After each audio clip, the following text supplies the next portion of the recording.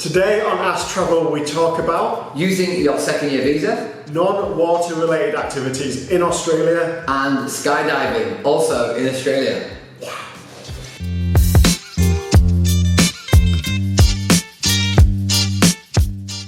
Hey, it's Darryl here from Welcome to Travel. Hello, it's Adam here from Welcome to Travel, and this is another episode of Ask Travel, but we're not on Zoom, we're sat next to each other. Wonderful news. Melbourne's had a really good few weeks with coronavirus cases, and yeah, we're kind of allowed to do a few more things, which is exciting, isn't it, Darryl? It is. So exciting. What is Ask Travel, Adam? Ask Travel is, it's a great question. Thank you. That's the first question of Ask Travel. Ask Travel is where you or Darryl ask travel questions and we answer them, and yeah, hopefully give you a little bit more information around travelling and backpacking in Australia. So yeah, Where can they ask us those questions, Adam? They can ask the questions on Instagram or YouTube comments. Yeah, there we are. Cool. Right. I'm out of practice doing it like this next to someone, a real person. I've got a question for you. Good. It's from S. Jamal, and the question is, do you know if there's a limit to how long my 88 days will be valid for? For example, if I can't go back next year, would I still be able to apply for my second year visa like 5 years down the line?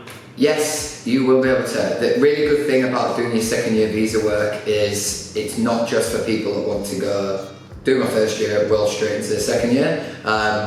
It's basically a good kind of safety net for if you ever want to come back. So you might go back to your home country, you might study, you might work for a bit, and yeah, you've got that chance to come back on that second year visa, and everything still applies. So as long as you land here before, if it's your second year visa, as long as you land here before you're 31, then you're absolutely fine. Or if you're from France, Canada or Ireland, before you're 35. So yeah. Yeah, and yeah, we get quite a few people that come like maybe before university when they're like a little bit younger, and we're going, oh, there's no point for me to get a second year because it has to be back to back. But yeah, and people just think, I definitely won't ever want to come back. But if you're here when you're 18 and you've got possible 12 or 13 years to come back again, then you probably should just do it, and then you've got that option. It's a nice option to have.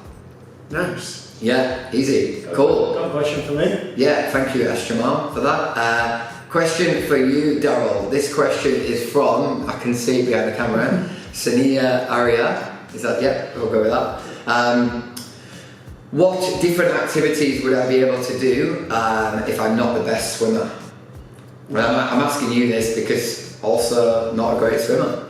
I'm not a very good swimmer, although I have my advanced diving course. You have your advanced diving course, not a certificate, you've got the whole course. I've got the course. That is a really good question, because when you think of Australia, you probably think of like surfing and diving. Those are the two things which like pop out.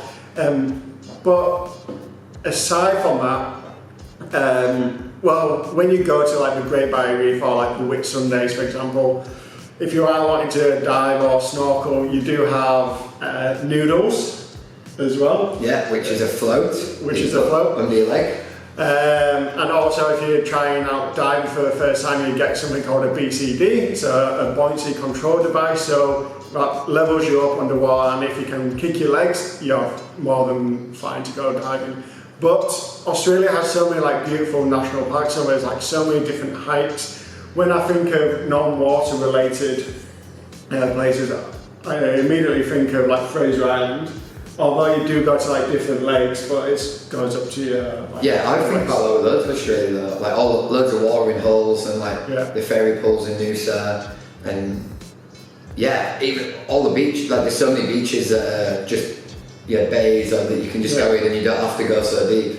Yeah. Even like if you surf into it, we have quite a lot of people surfing on tour that are not great swimmers. Yeah. And you have instructors, and even if you go in like canoeing or kayaking, you've got life vest on, and you're rarely actually in the water. I can't think of a time when my swimming's been tested, if you know what I mean. No, I remember we also had one guy on tour, his name was called Farley. He had never been in the water before. He'd never been in water. Session, yeah, so he went up to his waist, and it was like just seeing the joy on his face was like amazing. But aside from like going to the beaches, you've also got like the outback, so going to like places like Uluru, and you can go to Kangaroo Island, and there's so many like beautiful different hikes which you can do. It's like full of national parks. Go to Cape Tribulation, but it's not like really water related at all. Kakadu, which is the wetlands of Australia, you can go like to different watering holes, but it's more probably scenic area, isn't it? Yeah, so you can do it. Think of Australia like a continent. There's loads you can do, but even with the water-based stuff, you'd still be fine, even if you can't swim really. But yeah, there's so much to do, and you've got cities as well, obviously as well. Which kind of leads on to the next question. So thank you for that, Sonia. The next question which we have is skydiving in Australia? Yeah. That's from. This is brilliant. If you're going to read this all in one. It's Sven. It's Vern. It's Sven. It's Vern. It's Sven. I was hoping you get that. Yeah, it's Vern. Skydiving in Australia? Question mark. Just straight to the point there, Vern. I'm guessing that's. Yeah, can you go skydiving in Australia, or where's the best place to go? But I'd say Australia is probably one of the skydiving capitals of the world. I don't know of many places where it just seems to be like advertised in every town as if it's just a normal thing to do. But yeah, you've got so many different opportunities here for skydiving. So you can skydive over pretty much all the major cities. So like Sydney, Melbourne, Brisbane, you can skydive over, or very close to, and then like right at the top of the East Coast, you can skydive over the Great Barrier Reef.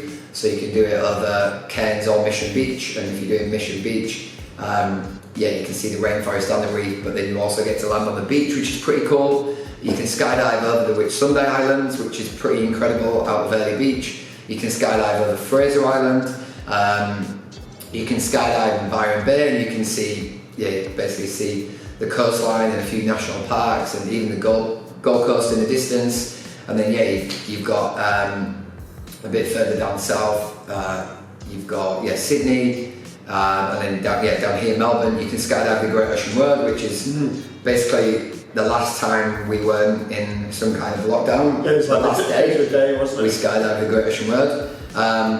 You can even skydive Uluru, you can skydive parts of the West Coast, so there's so many opportunities to skydive in Australia, and people always ask where the best is.